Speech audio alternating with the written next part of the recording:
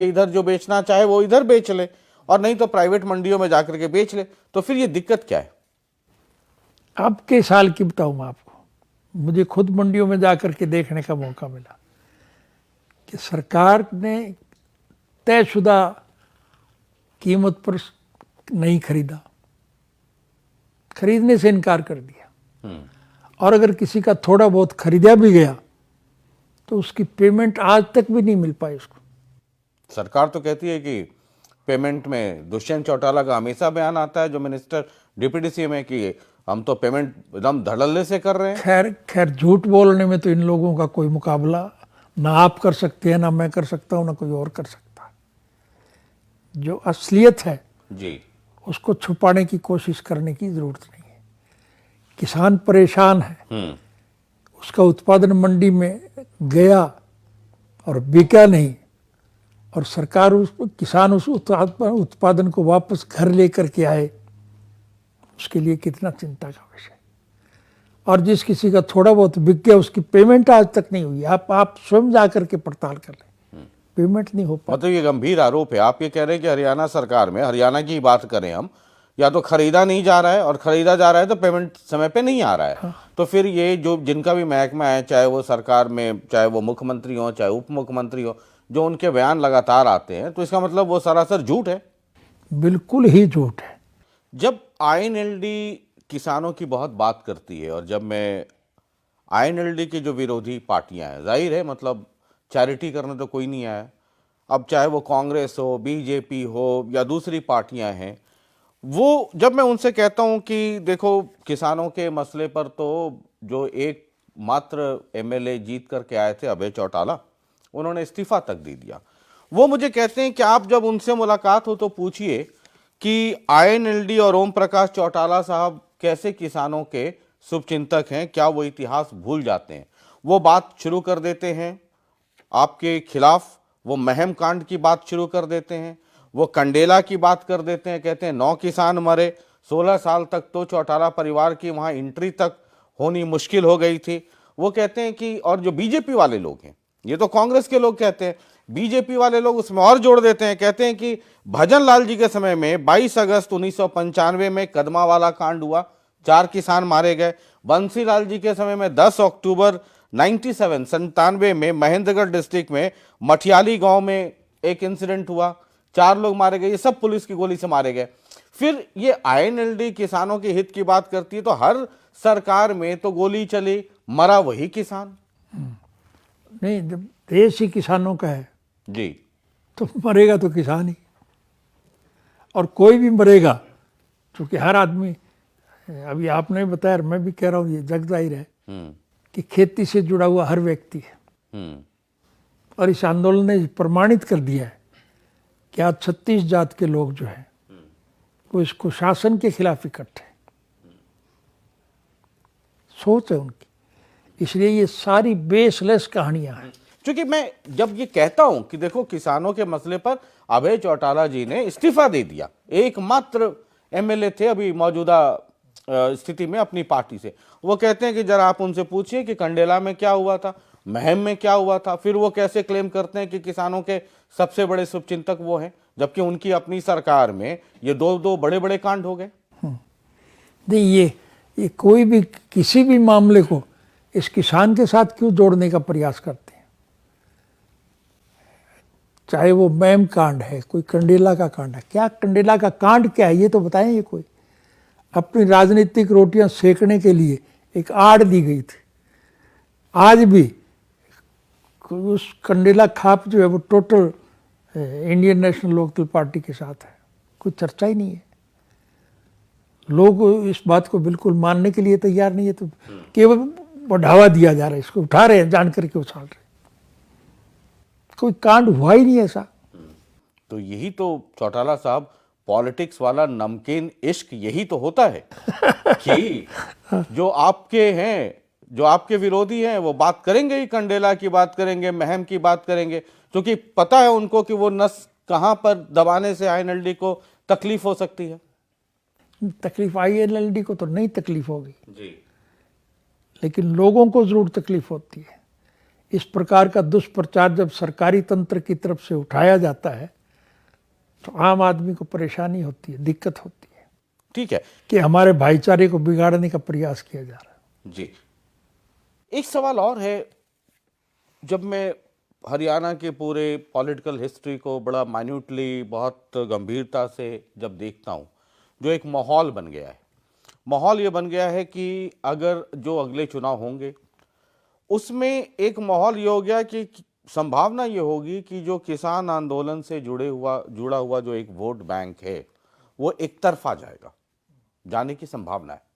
मान लीजिए कि एक पार्टी विशेष के खिलाफ वो जाते, अब उनके खिलाफ चौटाला साहब भी मेहनत कर रहे हैं, हुड्डा साहब भी मेहनत कर रहे हैं, और ये वोट लगभग, अगर हालांकि पॉलिटिक्स और क्रिकेट में तो आखिरी गेंद तक कुछ भी हो सकता है, लेकिन वो अगर एक तरफ जाता है, पोलराइजेशन ऑफ वोट होता है, तो फिर इसका ये चुनौती होगी आपके सामने, वो इधर गया या उधर गया, उधर गया तो उसको फायदा, इधर आया तो आपको फायदा, लेकिन एक को फायदा एक को नुकसान हो सकता है।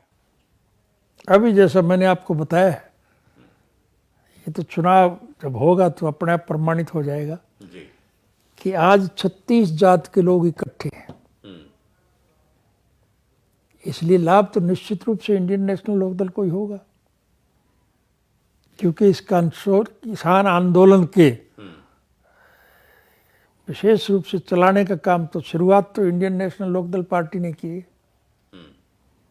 और हमें खुशी है कि आज समूचा किसान वर्ग जो है वो आज इस आंदोलन के साथ जुड़ा हुआ है। चलिए, जब हम किसान आंदोलन की बात कर रहे हैं और इसी मुद्दे पर अभय चौटाला जी ने इस्तीफा दे दिया, तो एक ब्रेक पे जाने से पहले जरा एलनाबाद चलते हैं। सबसे जो निकटवर्ती चुनाव है वो एलनाबाद है।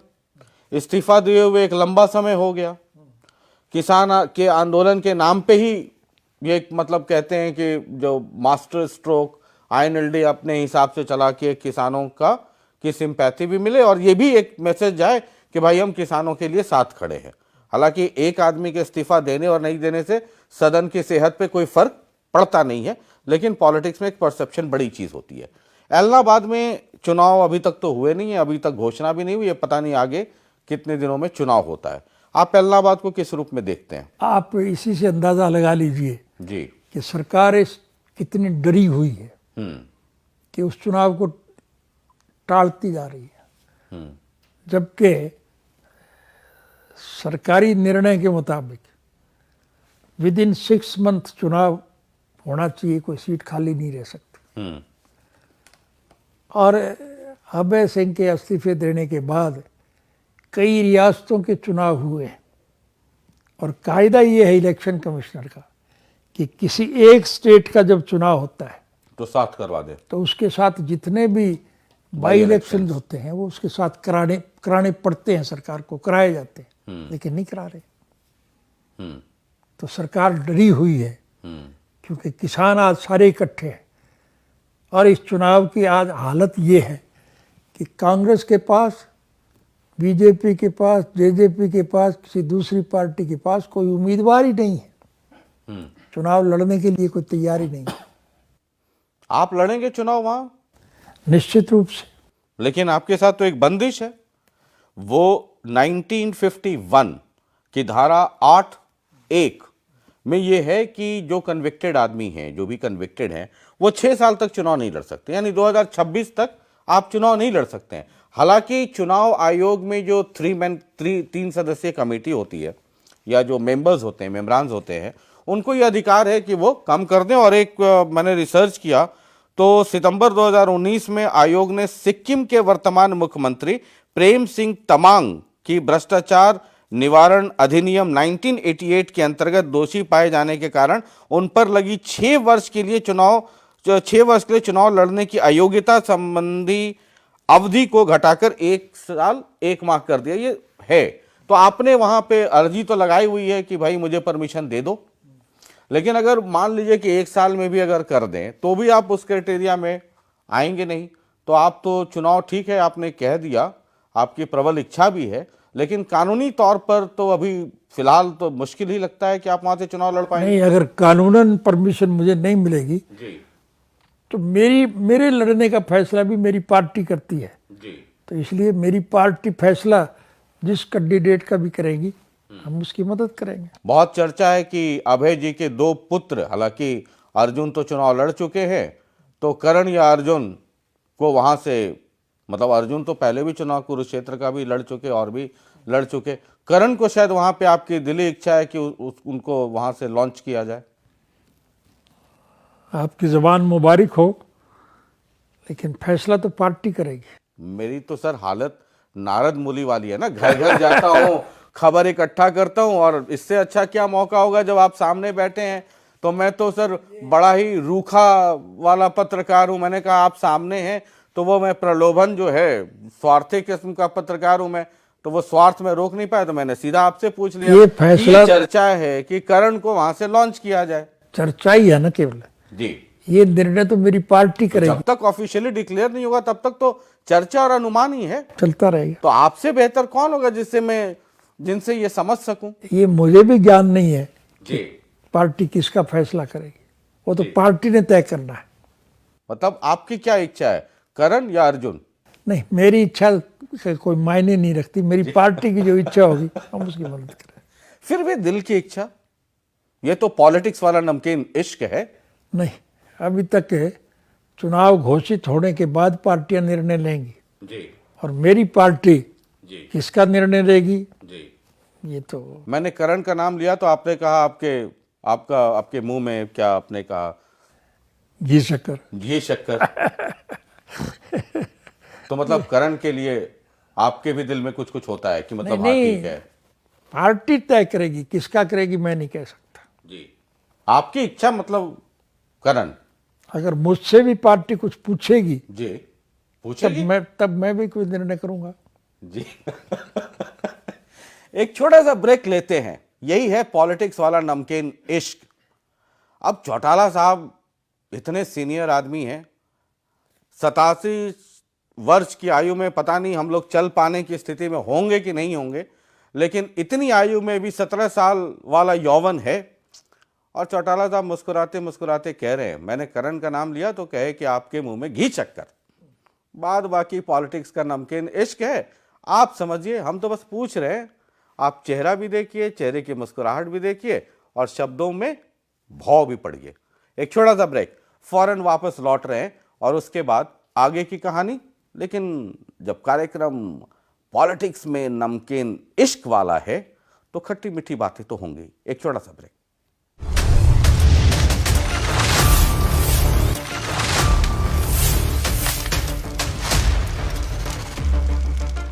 A+ future is equal to A+ career.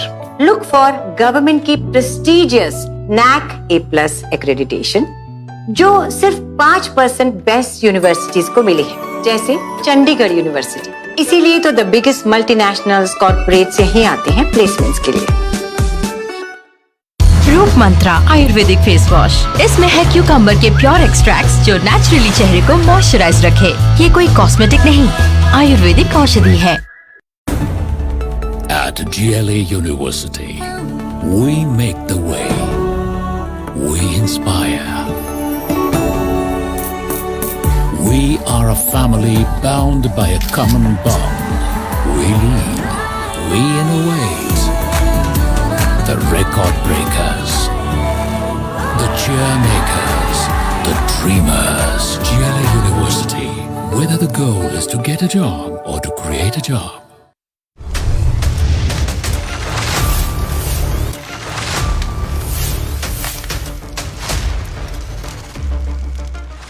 चलिए, ब्रेक के बाद एक बार फिर आपका बहुत बहुत स्वागत है। मैं हूं शशि रंजन और आप देख रहे हैं हमारे साथ ये खास कार्यक्रम, नाम है शुद्ध देसी राजनीति, यानी पॉलिटिक्स वाला नमकीन इश्क।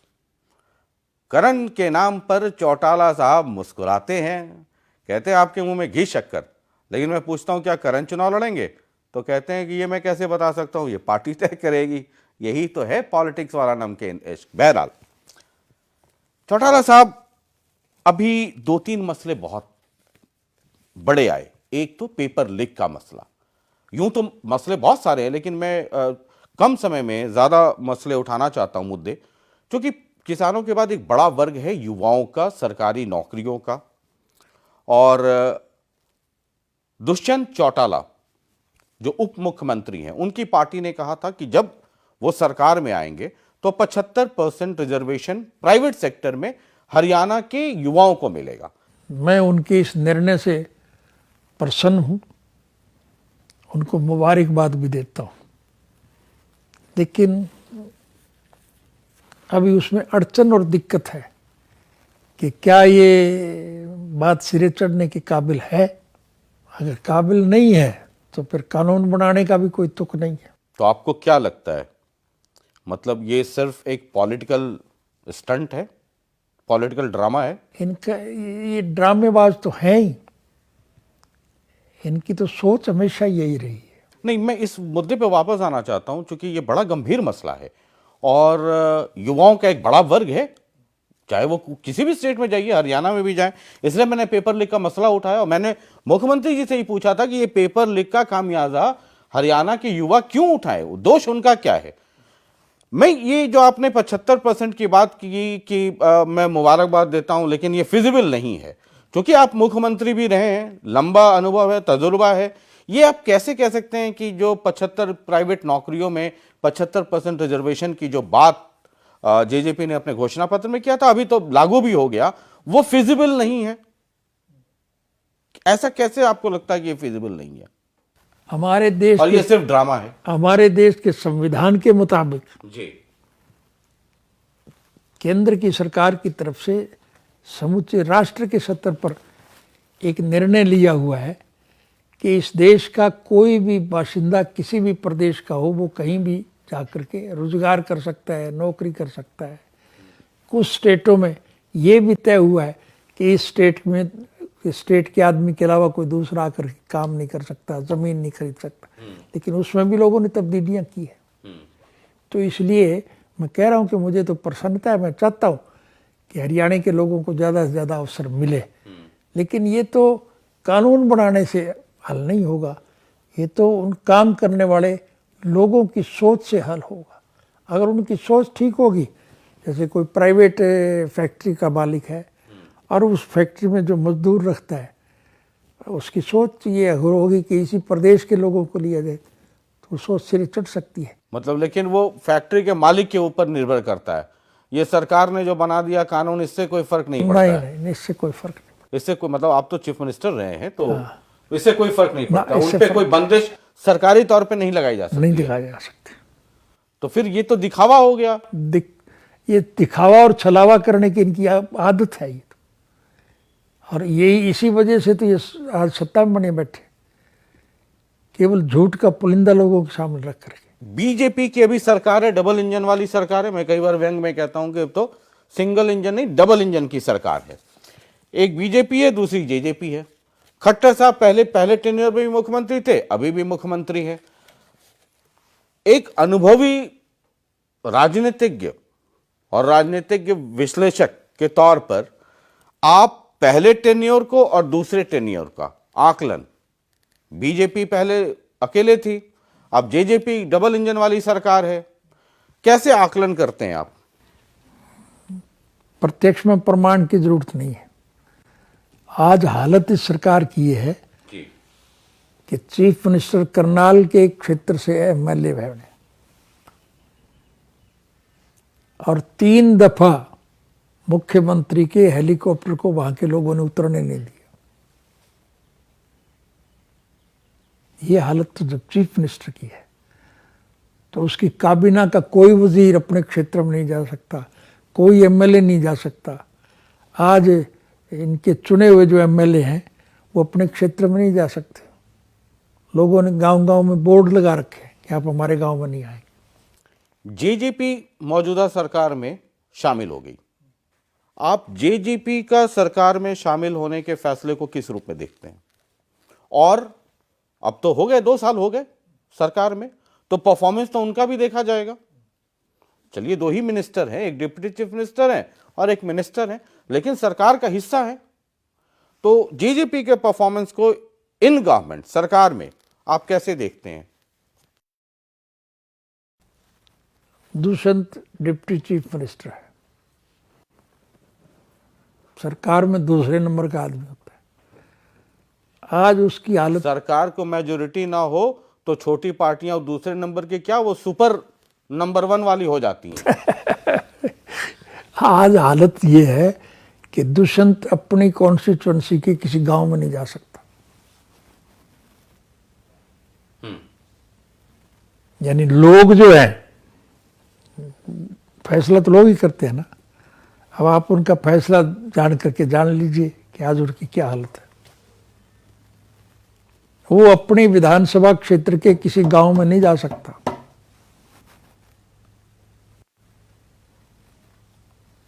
उसके विधायक जो साथ हैं वो तो क्या जाने थे, वो नहीं जा सकता। और डिप्टी चीफ मिनिस्टर बयान देने में, इस चीफ मिनिस्टर की एक सोच है, इनको मूर्ख बना रहा है, बयान इनसे दूर होता है, काम खुद करता है। और हालत यह है कि मिनिस्टरों को कोई पूछता नहीं है। मुख्यमंत्री सीधे सेक्रेटरी से बात करता है, मिनिस्टर से बात नहीं करता। ये आपको लगता है कि जेजेपी के भी संदर्भ में ये बात होती है? सबके साथ ही। और इसी आधार पर मैं कह सकता हूँ, इसीलिए सरकार चुनाव को टाल रही है। जिस दिन भी ऐलनाबाद का चुनाव होगा, मेरी पार्टी का प्रत्याशी दूसरे उसके मुकाबले में लड़ने वाले सभी उम्मीदवारों की जमानतें जब्त करवाएगा। और जब इतने भारी बहुमत से जब मेरा उम्मीदवार जीत करके जाएगा, तो फिर सत्ता पक्ष में भगदड़ मच जाएगी। अब भी बची हुई है। आज भी केवल उसी पार्टी, इसी वही नहीं है कि जो जेजेपी में गए वही लोग आ रहे हैं, दूसरी पार्टियों के लोग भी आ रहे हैं। अभी कांग्रेस का जैसे आपने जिक्र किया कि उसकी भी हालत खराब हो रही है। तो आज हर वर्ग से जुड़ा हुआ व्यक्ति जो है, जाति पाति धर्म और मजहब की दीवारों को तोड़ करके राजनीतिक दुर्भावनाओं के शिकार ग्रस्त लोग जो हैं, वो सारे के सारे आज इस उम्मीद, विश्वास और भरोसे के साथ हमारी पार्टी में शामिल होते जा रहे हैं कि केवल यही है कि एक पार्टी ऐसी है जो लोगों के हितों के लिए अच्छा काम करे। आप ऐलनाबाद की बात कर रहे हैं कि बहुत ज़बरदस्त जीत होगी, बाकी की जमानत नहीं बचेगी। उसके बाद सरकार इसके बनने के बाद या उसके पहले 2 बाई इलेक्शन और हो चुके हैं। एक जिंद में बाई इलेक्शन हुआ, एक बड़ौदा में बाई इलेक्शन हुआ। तो वहां तो आपकी पार्टी की हालत अच्छी नहीं थी। अगर आप इलेक्टोरल टर्म्स में, नंबर ऑफ वोट्स के संदर्भ में अगर बात करें।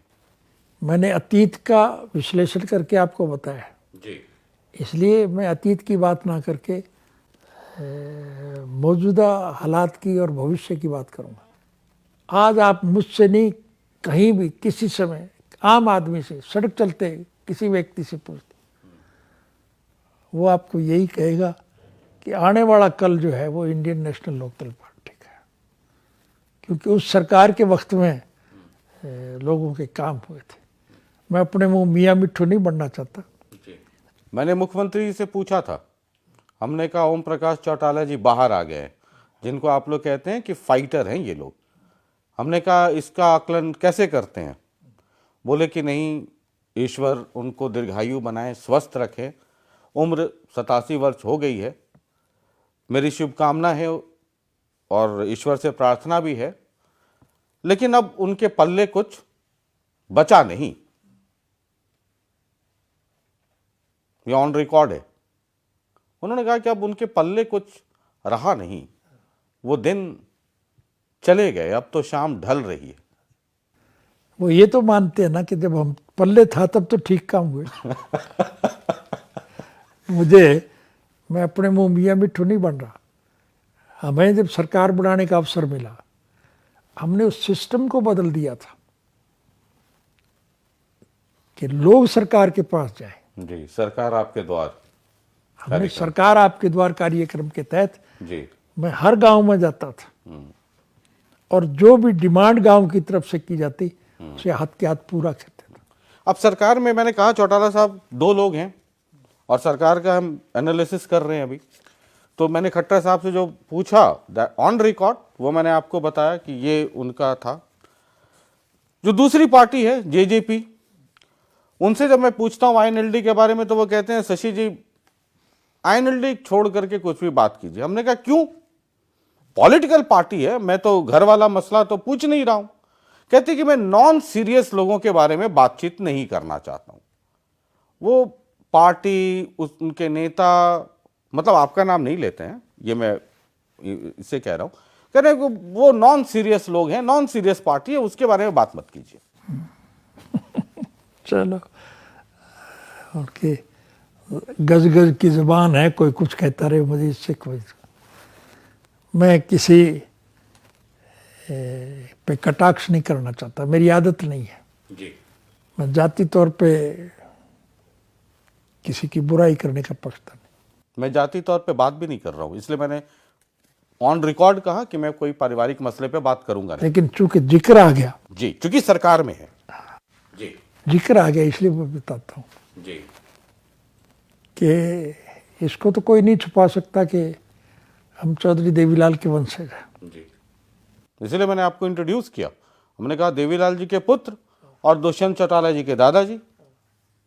लेकिन दुष्यंत चौटाला का दादा तो गौतम था, देवीलाल तो नहीं था। ये तो नए वाले दादाजी, राजनैतिक। ये तो रिकॉर्ड की बात है जी कि उसने तो गौतम को दादा माना था, जी और गौतम आज उसका दादा उसको छोड़ के चला गया। जी। मतलब एक दादा इधर नाराज, एक दादा उधर नाराज। तो दादा तो जो खून के रिश्ते हैं उसको तो नहीं बुलाया जा सकता। जी जी। चलिए मैं आगे बढ़ता हूं। कांग्रेस के बारे में एक चर्चा रहती है। हालांकि हुड्डा साहब से मेरी मुलाकात हुई और सर मैं तो बड़ा रूखा आदमी हूं, मैं तो बिना लाग लपेट का मैं कहता हूं कि मेरे पास शुगर कोटेड नीम के पत्ते, मुस्कुरा कर ही सही लेकिन नीम के पत्ते, करेले, ये सब मैं लेके चलता हूं। शुगर कोटेड है कि मेहमानों को खाने में तकलीफ ना हो। मैंने उनसे कहा कि ये टीम दीपेंद्र क्या है, कहीं ये आने वाले वक्त यानी भविष्य का आधार तो नहीं है। क्योंकि हुड्डा साहब कितने एडमेंट हैं ये मुझे पता है, मैंने बहुत लंबे अरसे तक कवर किया है। अगर लोग कहते हैं, मैं तो जो सुनी सुनाई बात है, जो चर्चा है, वो मैं आपके सामने रख रहा हूं, उनके सामने भी रखा। लोग कहते हैं कि अगर कांग्रेस हाईकमान ने पूरी ताकत उनको नहीं दी तो अगले चुनाव के पहले वो धमाका कर सकते हैं। और टीम दीपेंद्र को उसी भूमिका में देखा जाता है, उसी स्वरूप में देखा जाता है कि एक पैरेलल संगठन खड़ा कर दिया गया है। आपको क्या लगता है? मैं ये तो नहीं कहता कि वो क्या करेंगे, क्या उनका हाईकमांड करेगा, क्या वो करेंगे जी। लेकिन उनके जो कारनामे मुख्यमंत्री के तौर पर हमने देखे हैं, उसके दृष्टिगत मेरा जितना के राजनीतिक संपर्क उनसे रहा है उसके आधार पर मैं कह सकता हूँ कि जैसा छपा भी था, उनका बयान भी आया था, आप भी जैसा भी पूछ रहे थे जी कि अगर हाईकमांड इनको इग्नोर करता है जी और ये कोई नया दल बनाते हैं तो नया दल चलाना इनके बस की बात नहीं है। इनकी सोच दूसरी है। इनकी क्या सोच आप इसी से अंदाजा लगाइए।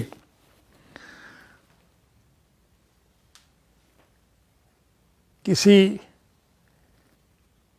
व्यक्ति की अगले संसार में जाने के बाद हम चर्चा नहीं किया करते, ये हमारी जी परंपरा है। सामाजिक जी परंपरा है। जी इनके पिता श्री चौधरी रणबीर सिंह से भी हमारे जाति संबंध रहे। चौधरी रणबीर सिंह डेथ के बाद जी ये असलियत है, आप पता कर लेना, उन्हीं से पूछ लेना जी कि कई दिनों तक उनकी डेड बॉडी को हुड्डा ने अपने घर में रखा था। अच्छा और केवल इसलिए कि जहाँ चौधरी देवीलाल दाह संस्कार हुआ वहीं पे इनका हो। इनके दिमाग में एक बात थी, छोटी मानसिकता ही कही है उसको, वो ये समझता था कि ओम प्रकाश चूँकि चीफ मिनिस्टर था इसलिए चौधरी देवीलाल को चौधरी चरण सिंह के बराबर दाह संस्कार करने की जगह मिली। तो वो समझता था मैं भी चीफ मिनिस्टर हूँ, मेरे पिताजी को भी वहाँ स्थान मिले। और चूँकि कानून बदल दिया गया था और कांग्रेस की केंद्र में सरकार थी, केंद्र में कांग्रेस की सरकार थी, भूपेंद्र चीफ मिनिस्टर थे जी। उनके पिताजी के दाह संस्कार के लिए जमुना के किनारे वहाँ वो ये चाहते थे कि चौधरी देवीलाल के बराबर उनको स्थान मिले, वो नहीं मिल पाया था। इनकी बड़ी छोटी मानसिकता है, दाव लग गया, हालात बन गए वद्र है। और इस छोटी मानसिकता का ही परिणाम है कि सत्ता प्राप्ति के बाद एक भी ऐसा काम इसने नहीं किया जिससे कोई जनता का फायदा हुआ। अब इन पे कई मुकदमे चल रहे हैं। एक मुकदमे पे तो अदालत की तरफ से ऐसा आ भी गया, निर्णय भी आ लिया, और इसीलिए भूपेंद्र हुड्डा जी बीजेपी के साथ मिले हुए हैं। ये तो रिकॉर्ड से है, आपने विधानसभा में भी क्या देखा। बीजेपी चाह सकती है कि, क्योंकि देखिए यहां तो सब खेल वोट का है, at the end of the day, दिन के अंत में किसको कितने वोट मिलते हैं और वो वोट सीटों में कितना तब्दील होता है, सारी लड़ाई तो वहीं जाकर के शुरू होती है और वहीं खत्म होती है। क्या आपको ऐसा लगता है कि बीजेपी चाहेगी कि भूपेंद्र सिंह हुड्डा एक अलग पार्टी बना लें? बीजेपी क्या करेगी, भूपेंद्र क्या करेगा, मैं इस पर चर्चा नहीं करना चाहता, लेकिन रिकॉर्ड की चीज है, प्रत्यक्ष में प्रमाण की जरूरत नहीं कि आज भूपेंद्र हुड्डा बाकायदगी से बीजेपी की सरकार के साथ मिला हुआ है। विधानसभा के अधिवेशन में हम देखते हैं,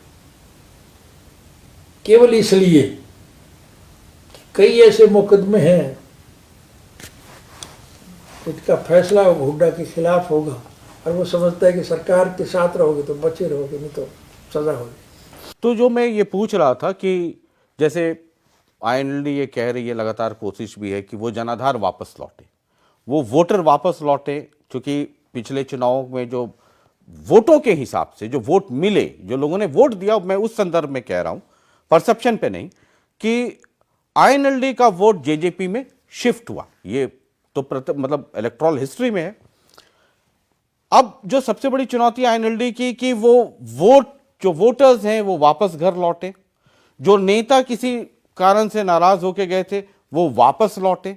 और इसी क्रम में मैं पूछ रहा हूं कि क्या दो पार्टियों का मिलन हो सकता है?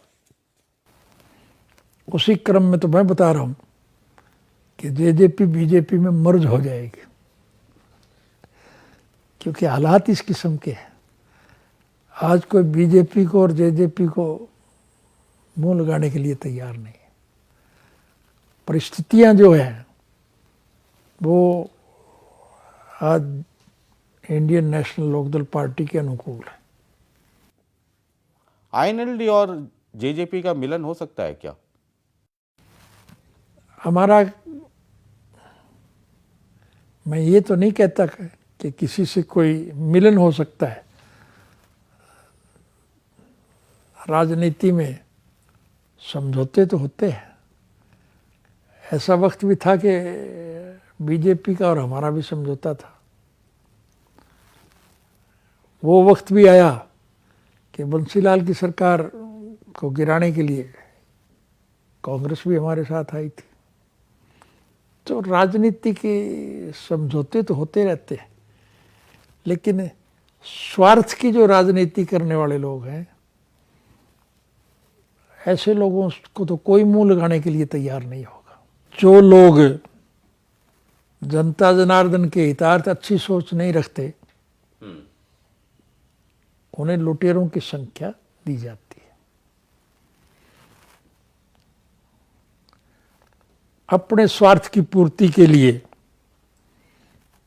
जो लोग हमारी पार्टी को छोड़ करके गए थे कि सत्ता का सुख भोगना है, उन्हें सत्ता का सुख भोगने की बजाय अब अपमानित होना पड़ रहा है। इसलिए वो अब ये मान के चलते हैं कि तुमसे भूल हो गई, उस भूल को सुधारने का वो प्रयास कर रहे हैं। केवल जेजेपी के नहीं, बीजेपी के लोग भी हमारी पार्टी में आ रहे हैं, कांग्रेस के भी आ रहे हैं, दूसरे लोग भी आ रहे हैं, क्योंकि लोगों को एक बात जच गई, हमने साबित कर दिया कि जितनी भी सरकारें बनी हैं, केवल इंडियन नेशनल लोकदल पार्टी की सरकार एक ऐसी सरकार थी जिसने जनहित के कामों में रुचि ली थी, लोगों को फायदा हुआ था। मैं 25 सितंबर जींद में होने वाली रैली की तरफ बढ़ना चाहता हूं, लेकिन उसके पहले एक स्पीड ब्रेकर है सर, पॉलिटिक्स वाला नमकीन इश्क। मैं सीधा सीधा ही पूछ लेता हूं, क्या सर घुमाना, और क्या इधर जाना कि इधर? सिरसा जाना है तो सीधा फतेहाबाद से रोड पकड़ो और सीधा पहुंच जाओ, काहे को चंडीगढ़ इधर उधर घूमो?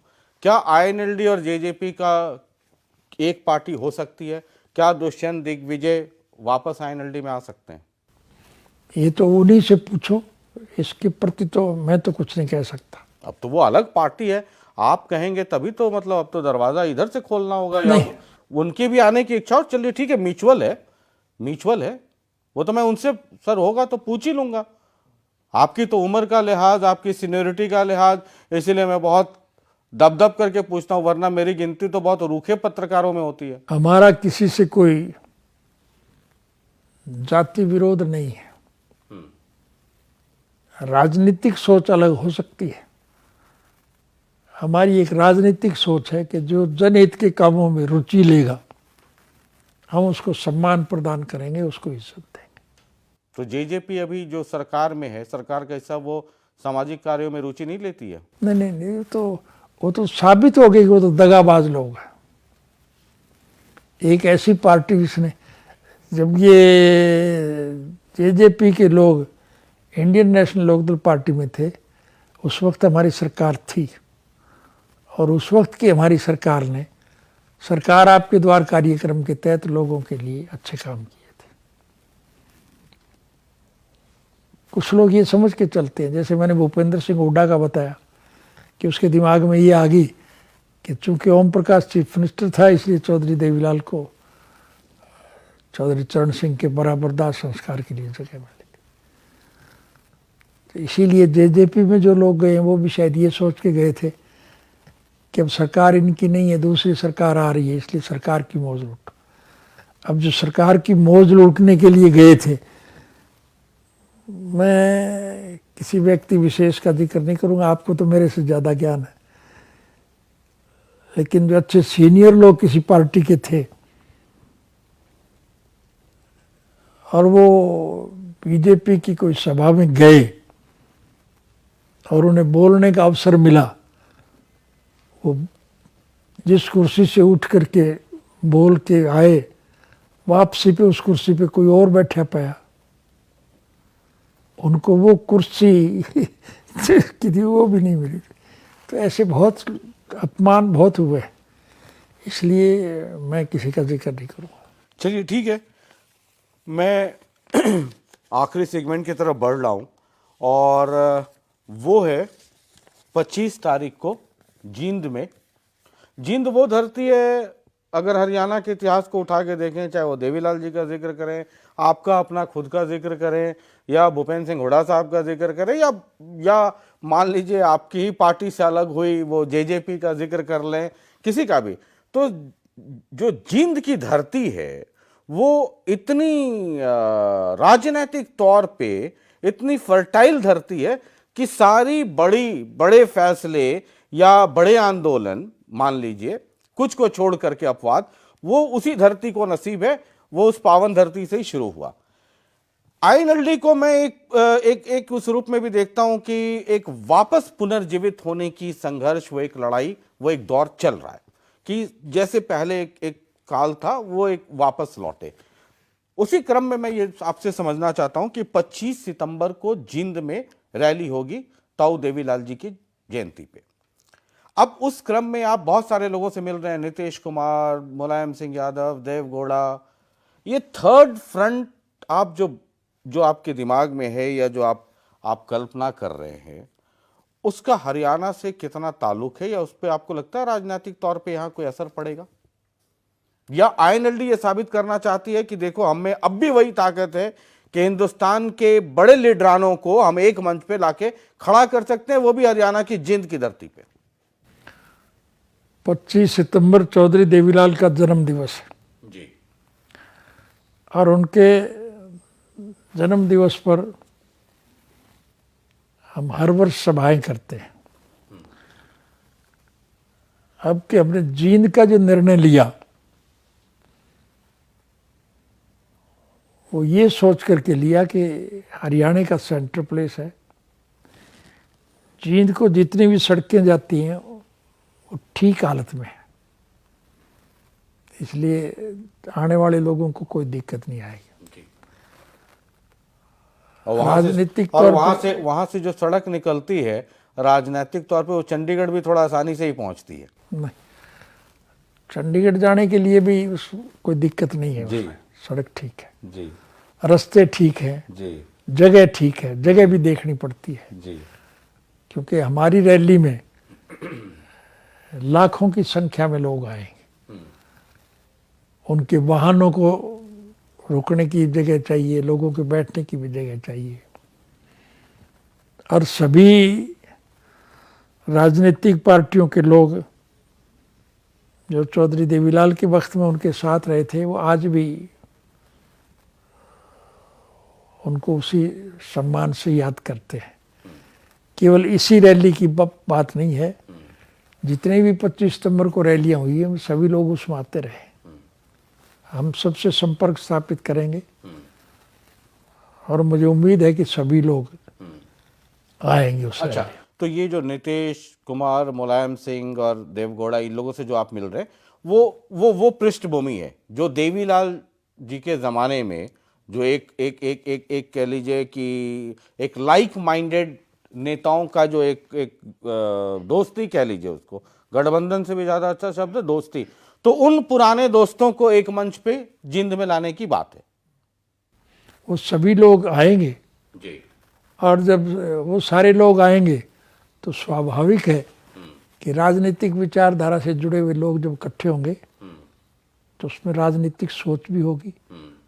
और मैं ये समझता हूँ कि उसमें राजनीतिक तौर पर मौजूदा कुशासन का अंत करने के लिए तीसरे मोर्चे के सिलसिले में भी चर्चाएं हो सकती हैं। जी। तो लेकिन हाँ हम उनको भी सम्मान देंगे। और उसके साथ ही आपको मैं एक और बताऊं जी कि ओलंपिक में जो गेम्स हुए थे उनमें जो हमारे देश के लोगों को जो सम्मान मिला था, जो मेडल मिले थे, हम उन खिलाड़ियों को भी सम्मानित उसी मंच से करेंगे। जी। जो सम्मान उन दूसरे लोगों को देंगे उसी हिसाब से उनको भी हम सम्मानित करेंगे, उन सबको। अच्छा, मेरे मन में एक प्रश्न आ रहा था, मैं तो थोड़ा खुरापाती दिमाग वाला आदमी हूँ।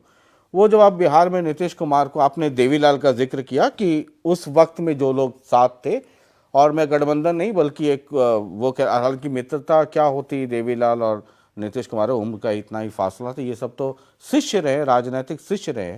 तो नीतीश कुमार को बुलाने गए, लालू यादव से मुलाकात नहीं की? नहीं, नीतीश जी से वो तो आए थे आपसे मिलने, वो और कैसे मिलने आए थे जी। तो लालू से क्या परहेज हो गई? फिर लालू तो और बड़े चेला थे देवीलाल जी के। नहीं, तो लालू जी ने तो कोई मेरे से मिलने की कोई बात करी नहीं अभी। अच्छा। मुझे किसी से कोई द्वेष नहीं है जी। मैं तो बताया ना कि जो मौजूदा शासन तंत्र के खिलाफ जो लोग होंगे उनसे तो मैं संपर्क तो करूंगा। नीतीश कुमार तो मौजूदा वाले के साथ हैं। हाँ, साथ हैं जी लेकिन चूंकि वो चौधरी देवीलाल जी के अनुयायी रहे हैं जी इसलिए चौधरी देवीलाल को सम्मान प्रदान करने में नीतीश का योगदान रहेगा। जी। तो वो उधर होते हुए भी वो इधर, फिर वो थर्ड फ्रंट की कल्पना, anti BJP, anti Congress, like minded लोगों का गठजोड़, लाइक माइंडेड लोग जब एक जगह इकट्ठे होंगे जी तो स्वाभाविक है उसमें राजनीतिक चर्चाएं होंगी। जी तो मैं ये मान के चलता हूँ कि समान विचारधारा के लोग जब इकट्ठे होंगे जी तो उस पर तीसरे मोर्चे की चर्चा भी चलेगी। जी, क्योंकि 25 सितंबर नीतीश कुमार अगर वहाँ आते हैं और वहाँ मान लीजिए मुलायम सिंह होते हैं, ममता बनर्जी होती हैं या दूसरे जो लोग होते हैं, तो फिर ये तो एक राष्ट्रीय स्तर पे चर्चा शुरू हो जाएगी, क्योंकि नीतीश कुमार तो बीजेपी के साथ रूलिंग पार्टी में बिहार में रूल कर रहे हैं। तो ये तो मतलब एक नेशनल लेवल पे इसके डायमेंशंस कुछ अलग हो जाएंगे। नहीं, वो रैली जो है वो तो चौधरी देवीलाल को सम्मान प्रदान करने के लिए है। अच्छा, लेकिन समान विचारधारा के लोग जब इकट्ठे होंगे तो फिर राजनीतिक चर्चा। तो फिर मतलब नीतीश कुमार भी वैसे ही कह सकते हैं जैसे हुड्डा साहब G23 में जाते हैं, बोलते हैं भाई ये तो व्यक्तिगत है, तो नीतीश कुमार भी इधर आकर के बाद में कोई पूछ ले प्रेस वाला तो वो कह देंगे भाई ये तो देवीलाल जी के लिए था, चाहे अंदर कमरे में बैठ करके कुछ भी बात हो जाए, बाहर हो जाएगा कि भाई ये तो देवीलाल जी के सम्मान में गए थे, जैसे हुड्डा साहब G23 में व्यक्तिगत दोस्ती में जाते हैं। क्या कहेंगे क्या करेंगे मैं उसमें नहीं जाना चाहता। जी हम तो चौधरी देवीलाल को सम्मान प्रदान करने के लिए उनके जन्म दिवस पर इकट्ठे होंगे, लेकिन समान विचारधारा के लोग जब इकट्ठे होंगे तो उसमें राजनीतिक चर्चा होनी स्वाभाविक है। तो INLD इस रैली के जरिए हरियाणा में एक वो मैसेज भी देने की कोशिश करेगी कि आज भी हम उतने ही ताकतवर हैं, ये देख लो तुमने, मतलब वोट मिले ना मिले लेकिन राष्ट्रीय स्तर पर आज भी इस मंच पे देश के बड़े से बड़े राजनीतिक खिलाड़ी एक साथ मंच पर ओलंपिक वालों के साथ हैं, जो राजनीतिक ओलंपिक भी खेलते हैं। मतलब डाउन द लाइन ये मैसेज देने की जो मेन गोल मोटो है वो ये है 25 सितंबर के जरिए या देवीलाल जी की जयंती के नाम पे रैली के जरिए हरियाणा में कि भाई यानी एक इसी बात को लेकर के नहीं, जितनी भी और ऐसी सभाएं कई हुई है। चौधरी चरण सिंह के जन्म दिवस पर भी हमने बोट क्लब में इकट्ठे हुए थे। चौधरी देवीलाल जी की वजह से उनको सम्मान प्रदान किया गया था।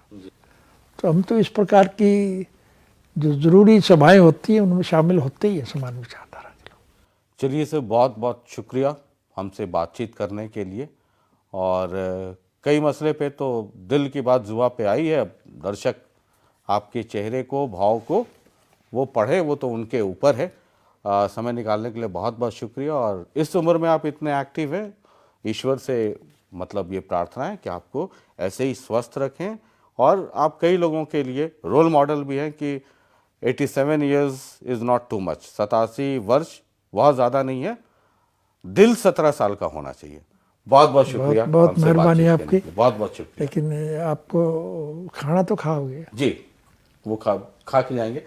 तो ये ओम प्रकाश भोजन नहीं करेंगे? जी कर लेंगे, एक बार ये खत्म कर लें सर।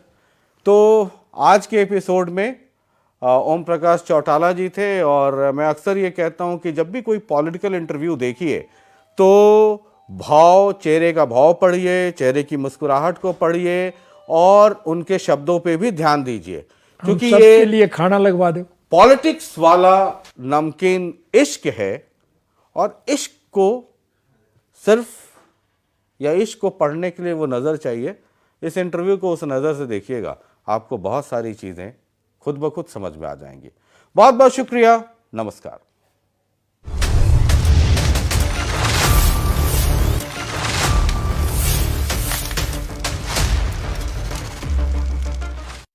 आपकी धान की फसल को भूरे भुदके से बचाने के लिए मेघमणि पेश करती है एक नया और असरकारक कीटनाशक मेगा किल। इससे बीपीएच का रस चूसना तथा उसका चलना फिरना बंद हो जाता है, और उसकी अंडे देने की क्षमता भी बहुत कम हो जाती है। याद रखें, धान की फसल में बीपीएच के नियंत्रण के लिए असरकारक कीटनाशक मेगा किल।